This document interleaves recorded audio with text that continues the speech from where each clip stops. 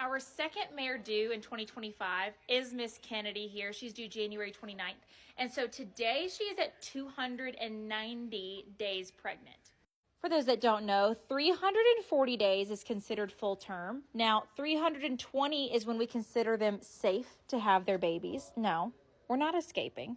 Now, normally we don't do updates on them until about day 300. She's 10 days away from that, but I figured what's the harm in it? She felt left out when we did Erlene's day 300, so let's just go ahead and look at her. I will say her bump is bumping. We do need to do a bump date soon because all of the mares are getting a little thicker, a little quicker, so I think we should do that maybe tomorrow. But let's look at her udder. So she has huge teats, okay? Like, I'm going to turn the flash on for you so you can see. So there's like a smidge of milk in there, but you can see the bag really isn't full yet at all. So she's looked like this ever since she showed up here. So there's not been any progression there. But her teats versus Erlene's teats is why it's so important to check on your mares specifically and know what their normal is, right? Because if I looked at like Kennedy versus Erlene, whose teats are itty bitty, there's nothing in there, I'd be like, oh my gosh, she's getting milk. You know what I'm saying? But since she's looked like that for months at this point, it's nothing to worry about.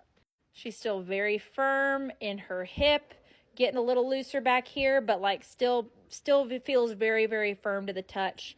I don't know really how she is back here. She seems to just be enjoying her hay, but when I try to lift her tail, so much tension, does not want to let me lift it. Like slowly she's like, okay, maybe, but then she like pushes it right back down. So for Miss Kennedy's safe date, we would like for her to make it to January 9th, okay? So we need to make it a couple weeks. I have my flash on. That's why her eye looks like that, okay? So we need to make it a couple weeks into January, hopefully. The last time she foaled within the 330s. Her past owner, Miss Amy, checked on her records for me to let me know that she was, you know, a few days before her due date, but not super early.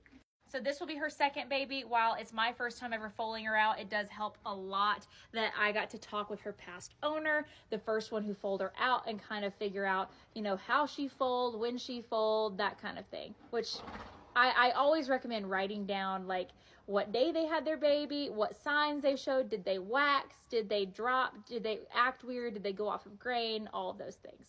So thank you, Miss Kennedy, for letting us look at you. She's got a friend in here with her, Sabrina. What are you doing? We don't want another Harvey incident, okay?